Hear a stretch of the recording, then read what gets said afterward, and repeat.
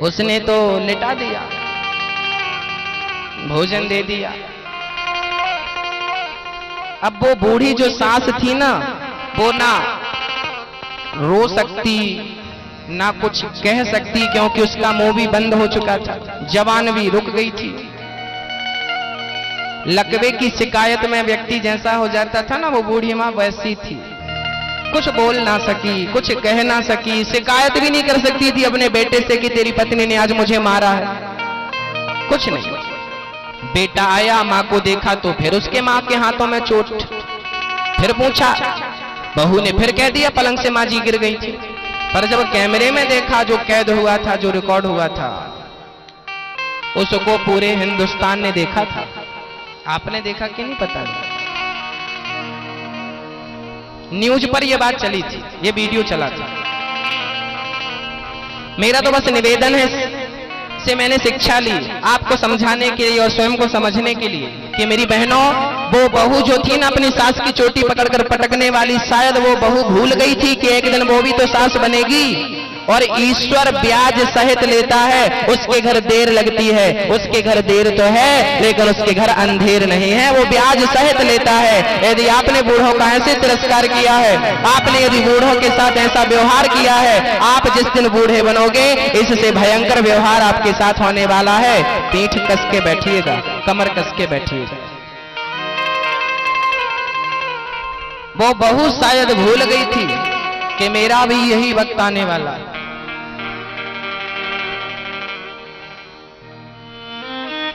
पता नहीं लोग बूढ़ों की सेवा क्यों नहीं करना चाहते।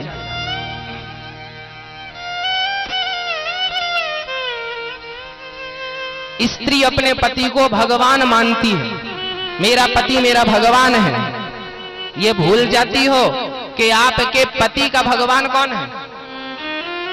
बोलो। आपके पति का जो भगवान है ना, वो उसकी, आपका भगवान कौन है? बोल दो। जितने पुरुष हैं बताएं, आपका भगवान कौन है? कौन? माता पिता। बेटे के लिए उसके माँ से बड़ा भगवान, उसके पिता से बड़ा भगवान, माँ बाप के बाद दूसरा भगवान होता है कि नहीं मुझे पता ही नहीं है। मेरा तो माँ बाप ही सबसे बड़ा भगवान। मेरे माता पिता वो भगवान है जो खाते भी हैं, पीते भी हैं, चलते भी हैं, उठते भी हैं, सोते भी हैं, जागते भी हैं, जो मेरे सिर पर प्यार का हाथ भी घुमाते हैं, जो मुझे प्यार भी देते हैं। माँ बाप संतुष्ट हो जाएंगे ना तो ईश्वर संतुष्ट हो जाएगा। आपके पति के भगवान माता पिता हैं और आपके भगवान पति हैं, तो विचार करो कि आपका भगवान तो पति है, लेकिन जिस पति को आपके भगवान ने, माँ बाप ने जन्म दिया, वो कितने बड़े भगवान होंगे।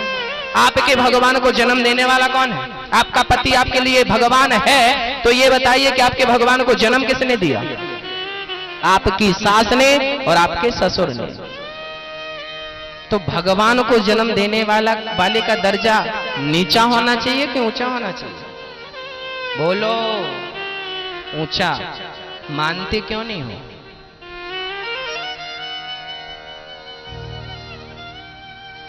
ये बात पूरे देश ने यदि समझ ली, ये देश के हर व्यक्ति ने अपने जीवन में धारण कर ली, मुझे विश्वास है कि आपके घर को स्वर्ग बनने में देर नहीं लगेगी। यदि ये बात आपकी समझ में आ गई तो आपका घर स्वर्ग बन जाए। जहां सुमति तहां संपत्ति नाना, जहां एकता है ना वहीं तो सुख है, शांति है, समृद्धि है। याद रखना, झाड़ू कचरे को साफ भी करती है, लेकिन बिखर जाए ना तो खुद कचरा बन जाती है। आपके परिवार को यदि एक बना करके ईश्वर को पुकारा जाए ना, ईश्वर जल्दी आ जाएंगे, लेकिन आपका परिवार बिखर जाए तो वो स्वयं दुखों का कारण बन जाएगा, दुखों का घर बन जाएगा वो परिवार। इसीलिए एक बन के रहिए, अनेक बनकर नहीं।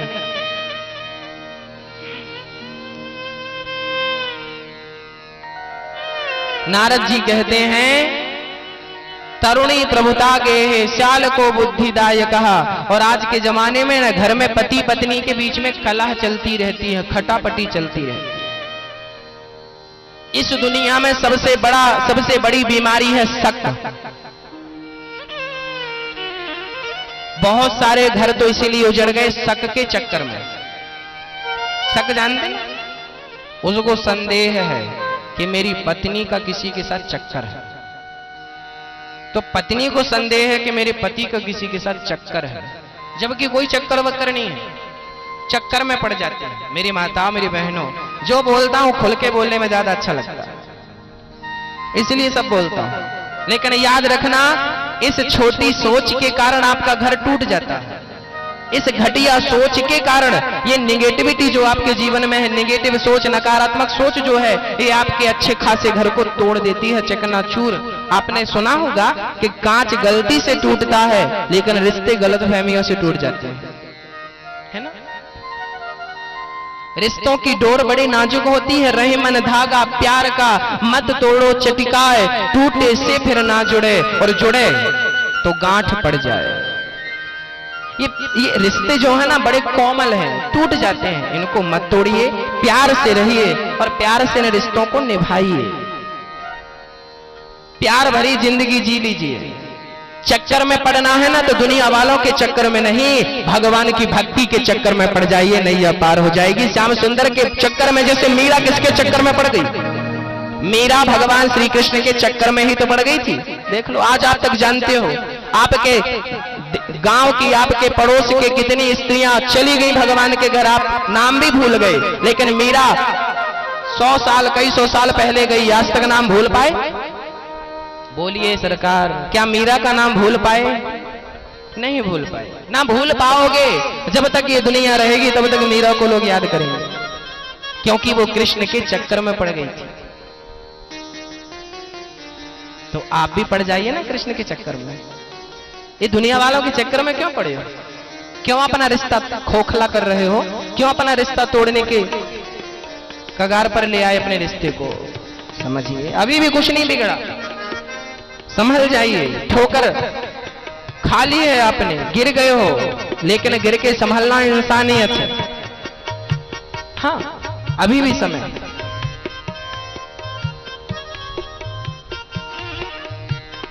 तरुणी प्रभुता गे श्याल को बुद्धिदायक और कन्या विक्रीण लोवाद। आजकल हमारे देश में जो भयंकर बीमारी है ना, दूसरी बीमारी है दहेज।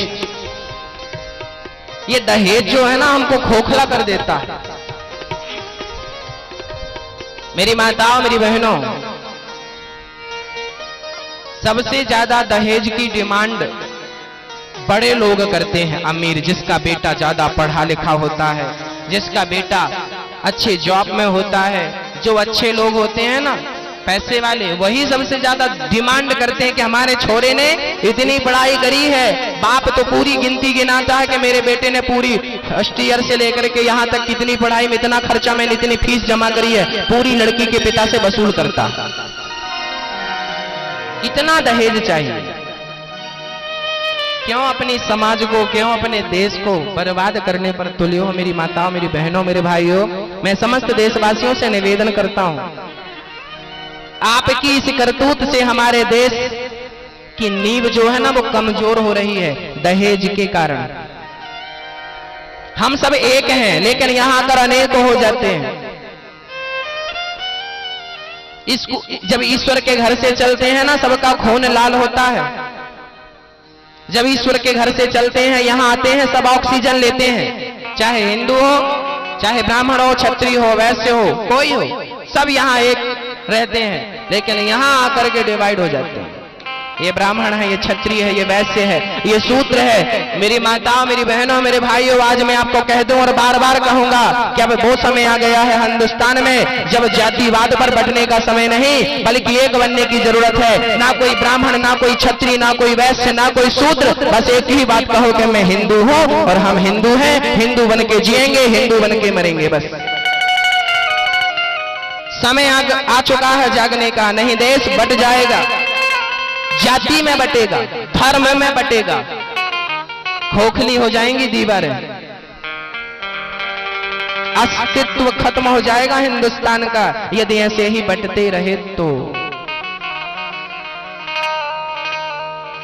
एक बन के नहीं जी लेते।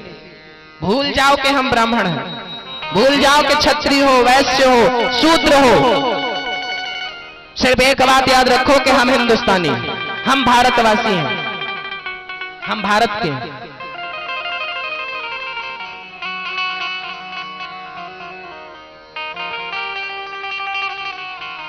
नारद जी महाराज कहते हैं,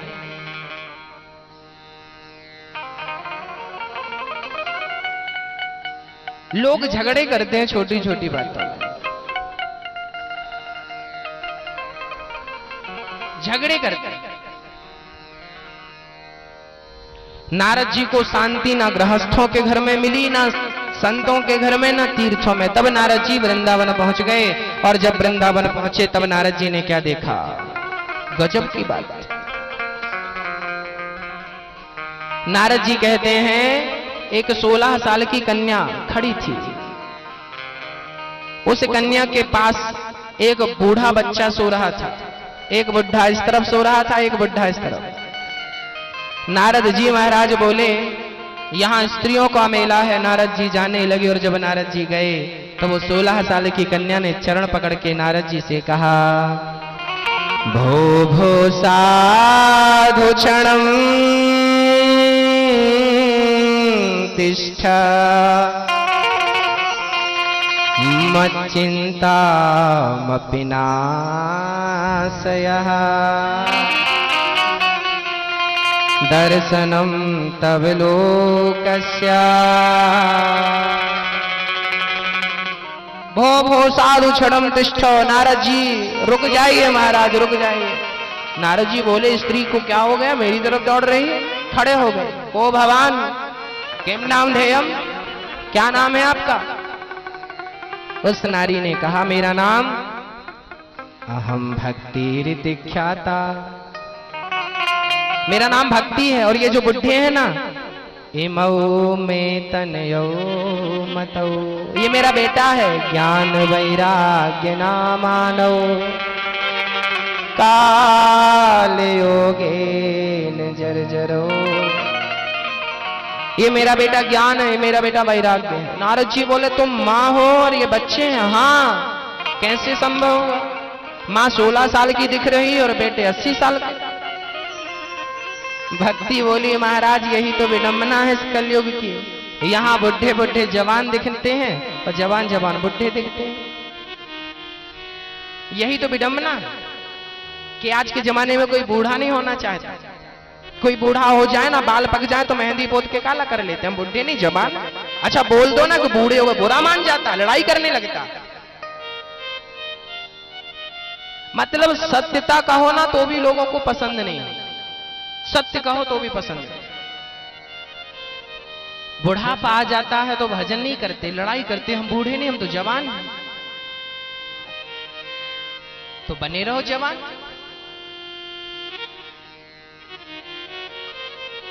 नारद जी कहते हैं, ये बुढ़े कैसे हो गए? भक्ति बोली, महाराज ये कलयुग है। इस कलयुग में भक्ति करने वाले तो लोग हैं जिनके कारण मैं तो 16 साल की जवान हूं इस वृंदावन में आकर, लेकिन मेरे बेटों के कोई ग्राहक नहीं है। महाराज मैं उत्पन्ना द्रविणे साहा, मैं द्रवण देश में पैदा हुई। वृद्धिम कर्नाटक गता, में कर्नाटक में बड़ी। क्वचित क्वचिन महाराष्ट्र, मुझे महाराष्ट्र में कहीं कहीं सम्मान मिला, और गुजरात में तो मैं बुढ़ी हो गई। लेकिन जब से वृंदावन आई मैं तो जवान हो गई, लेकिन मेरे बच्चे बुढ़े हैं। भक्ति महारानी बोली। अच्छा बताएं, भक्ति कहां है, कहां रहती है भक्ति? आपके पास भक्ति है कि नहीं? मैया, ओ मैया, ओ गप्पे लड़ाने वाली मैया, अरे सुन लो।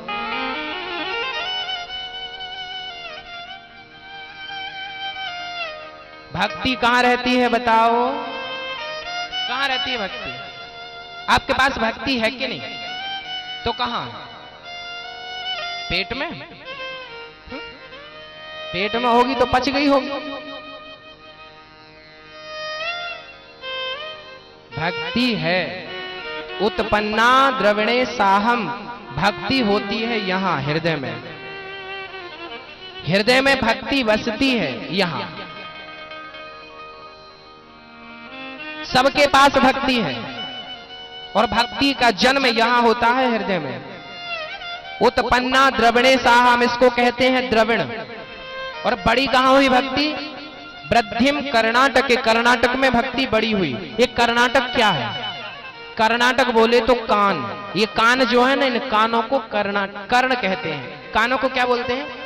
कर्ण कहते हैं कि नहीं? ये कर्नाटक है। इन कानों से भगवान की कथा सुनोगे तो भक्ति क्या होगी? बोलो बोलो, बढ़ेगी, बढ़ेगी। हाँ, कानों से कथा। इसलिए मैं आपको हर साल सुनाने आता हूं कथा, क्योंकि साल भर में आपकी भक्ति कम पड़ जाती है, कम हो जाती है। आ जाता हूं क्योंकि दिया जला के चला जाता हूं, तेल साल भर चलता है, धीरे से खत्म होने को आया तो फिर आगे तेल डालने। सत्संग ही वो तेल है जो ज्ञान के दीपक को जला के हमेशा के लिए रखता। कथा सुनते रहोगे तो ज्ञान का दीपक, भक्ति का दिया जलता रहेगा, और सत्संग छोड़ दोगे बुझ जाएगा। तो कान कर्नाटक, इन कानों से कथा सुनो, भक्ति बढ़ेगी। महाराष्ट्र में कहीं कहीं सम्मान मिला भक्ति को। ये महाराष्ट्र है शरीर, इस शरीर से कोई भक्ति करता है तो कोई भक्ति नहीं करता, कोई तो अपमान करता है भक्ति का। तो ये महाराष्ट्र शरीर, कोई करता है सम्मान, कोई नहीं करता, ठीक। और गुजरात में तो गजब हो गया, भक्ति बुद्धि हो गई। ये गुजरात क्या है? गुजर गई रातें भजन के बिना, लड़कपन खेल में खोया, जवानी नींद भर सोया, बुढ़ापा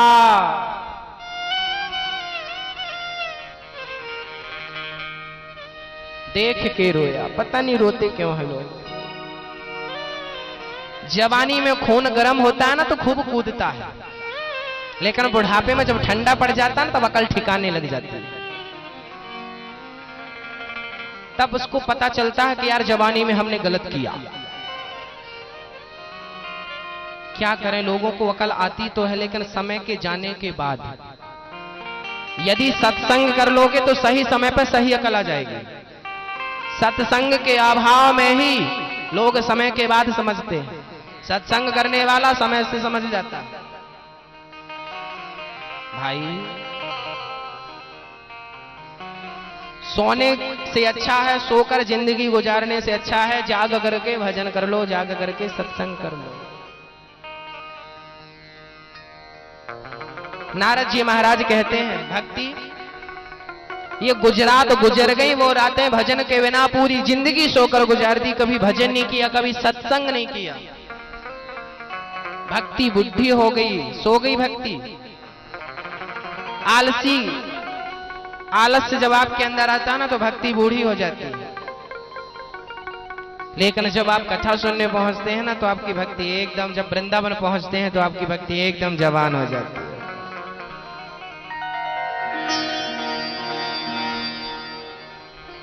नारद जी बोले आपने मेरे पैर क्यों पकड़े हैं भक्ति महारानी? महाराज मेरे बच्चों को जीवन दान दे दो। नारद जी ने गीता वेद वेदांत सब सुना दिए, लेकिन ज्ञान वैराग्य का दुख दूर नहीं हुआ। तब आकाशवाणी हुई, नारद जी सत्कर्म करो। नारद जी महाराज सत्कर्म की खोज में बद्री विशाल पहुंचे हैं और वहां 4 संत मिले, सनक सनंदन सनातन सनत कुमार। चारों ने कहा नारद जी भागवत सुनवाओ इनको, इनके दुख दूर हो जाएंगे। भागवत ही है जो आपके दुख को दूर करेगी। भागवत सुनवाओ, सुनवाई। और जब भागवत सुनवाई सरकार, नारद जी कहते हैं मैंने गीता सुनाई, वेद वेदांत सुनाया, दुख दूर नहीं हुआ, तो क्या इस भागवत से भक्ति ज्ञान वैराग्य का दुख दूर हो जाएगा? सनकादि बोले नारद जी हाँ, जो काम ग्रंथ पुराण नहीं कर सकते वो काम भागवत जी कर देती हैं। अच्छा बताओ, घी का जन्मदाता कौन है? दूध।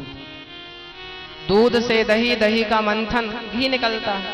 मतलब दूध से ही घी निकलता है ना। जो काम घी कर सकता है क्या वो काम दूध कर सकता है? घी से पूड़ी बना लो, घी से दिया जला लो, ये दोनों काम क्या दूध से होंगे? बोलो भाई। जबकि दूध से ही घी निकला, फिर भी जो शक्ति घी में है वो शक्ति दूध में नहीं। उसी प्रकार से वेद वेदांत पुराणों से ही भागवत की रचना हुई, लेकिन फिर भी भागवत में जितनी शक्ति है भवसागर से पार ले जाने की, अन्य किसी ग्रंथ किसी पुराण में इतनी शक्ति नहीं है। भागवत जी सुन करके नारद जी को सनकादियों ने कहा कि भागवत सुनवाओ, दुख दूर हो जाएगा। कहाँ सुनवाएं? बोले हरिद्वार। हरिद्वार की पावन भूमि पर 4 आसन लगाई गई। सनक, सनंदन, सनातन, सनत कुमार चारों बैठ गए और कथा चालू हो गई। कथा चालू हुई थी कि महिमा हो गई। कथा की सिर्फ महिमा गाई गई। सदा सेव्या, सदा सेव्या श्रीमद् भागवते कथा, यस्याः श्रवणमात्रेण हरिश्चित्तं समाश्रये। भागवत जीवन में कितनी बार सुननी चाहिए? सदा सेव्या श्रीमद् भागवती कथा। 1 बार नहीं, 2 बार नहीं, 3 बार नहीं, जब जब हो बार बार भागवत सुनना चाहिए। पानी बार बार पीते हैं, भोजन बार बार करते हैं, भोजन बार बार तो भजन बार बार क्यों नहीं? बार बार, रोज, निरंतर, अखंड। नारद जी से सिर्फ सनकादियों ने महिमा सुनाई कि वृंदावन से बैठी भक्ति दौड़कर हरिद्वार आ गई और नाचने लगी। महाराज, भागवत की महिमा सुनकर के मेरा सारा दुख दूर हो गया, मेरे ज्ञान वैराग्य का दुख दूर हो गया। याद रखना भक्तों, भागवत वो ग्रंथ है, भागवत की कथा भक्ति और ज्ञान वैराग्य ने सुनी तो भक्ति का दुख दूर हो गया। भक्ति जैसी देवी का दुख दूर, ज्ञान वैराग्य का दुख दूर भागवत से होता है, तो हमारा भी सारा दुख दूर हो जाएगा सरकार। भक्ति महारानी खड़े हो गई और कहने लगी, भक्ति सुतौ तौ तरुणौ गृहीत्वा प्रेम एक रूपा सहसा विरासी।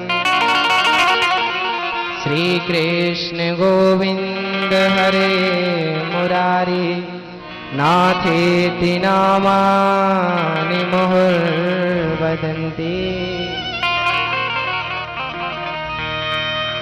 भक्ति महारानी नाचने लगी। महाराज मुझे जगह दे दो बैठने की, कहां बैठूं? सनकादि बोले, ये जो भक्त बैठे हैं ना, इनका हृदय खाली है। भक्ति जाओ इनके हृदय में, मन मंदिर में जाकर बैठ जाओ। जो कथा प्रेमी होता है उसके हृदय में सदा भक्ति महारानी निवास करती है सरकार, सदा बैठती। ताता थैया करके नाचने लगी भक्ति और प्रार्थना करने लगी, हो मेरे सिर पर रख दो कान्हा, हो मेरे सिर पर रख दो कान्हा, अपने दोनों हाथ। कौन कौन चाहते हैं ठाकुर जी के दोनों हाथ? देना हो तो दीजिए जन्म जन्म का साथ, देना हो तो दीजिए जन्म जन्म का साथ। मेरे सिर पर रख दो कान्हा, मेरे सिर पर रख दो कान्हा, अपने ये दोनों हाथ। देना हो तो देना हो तो देना हो तो देना हो, देना हो तो दीजिए जन्म जन्म का साथ, देना हो तो दीजिए जन्म जन्म का साथ।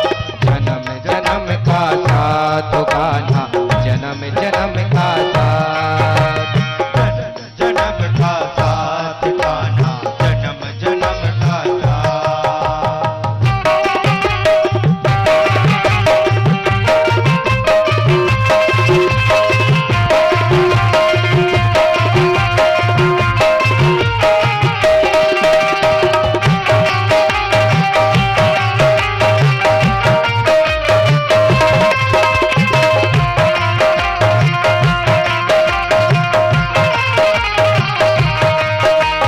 ताली बजाइए ताली।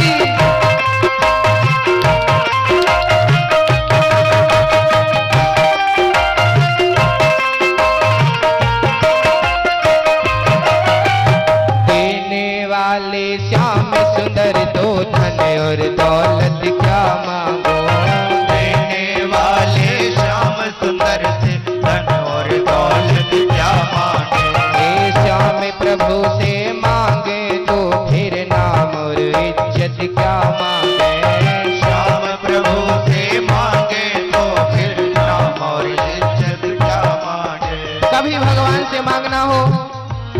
दौलत मत मांगिएगा, क्योंकि ये तो भाग्य में होगा तो मिलेगा। लेकिन श्याम सुंदर की भक्ति भाग्य से नहीं, ये तो प्रयास से मिलती है। इसके लिए जतन करना पड़ता है, प्रयास करना पड़ता है, ध्यान लगाना पड़ता है। और मांगना हो तो क्या मांगिए, जरा ध्यान से। श्याम तेरे चरणों के धूली धन दौलत से महंगी है। श्याम तेरे चरणों की ये मांगिएगा, धन दौलत से महंगी है। एक नजर कृपा के कान्हा नाम इज्जत से महंगी है। एक नजर कृपा की कान्हा नाम इज्जत से महंगी। मेरे दिल की तमन्ना यही है, मेरे दिल की तमन्ना यही है। तेरी सेवा करो, तेरी सेवा करो, तेरी सेवा करो दिन रात। देना हो तो देना हो तो देना हो तो देना हो तो देना हो तो देना हो तो देना हो तो दीजिए जन्म जन्म का दान। देना हो तो दीजिए जन्म जन्म का दान।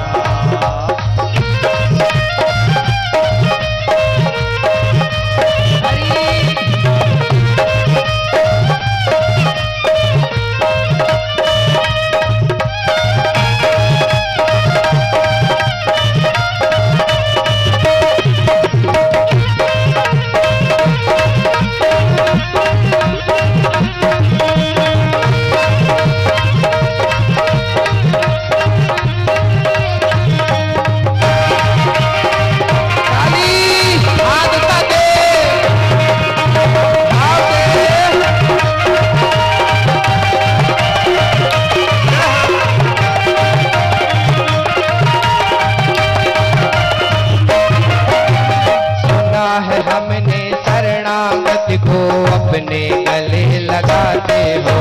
सुना है हमने शरणागत को अपने गले लगाते हो। हे श्याम सुंदर, हमने सुना है कि अपने भक्तों को आप अपने गले से लगाते हो।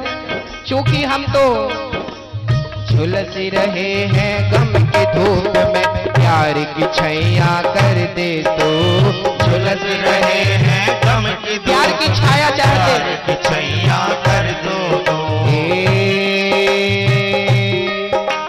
बिन पानी के नाव चले ना, अब पतवार पकड़ ले तो। बिन पानी के नाव चले ना, अब पतवार पकड़ लो। मेरा रास्ता रोशन कर दे, मेरा रास्ता रोशन कर दे। किस किस का रास्ता ठाकुर जी रोशन करें चाहते हो तो हाथ उठाओ, वो ताली। मेरा रास्ता रोशन कर दे, मेरा रास्ता रोशन कर दे। बोलो मेरा रास्ता रोशन कर दे। मेरा रास्ता रोशन कर दे। छाई अंधियारे रात, देना हो तो देना हो तो देना हो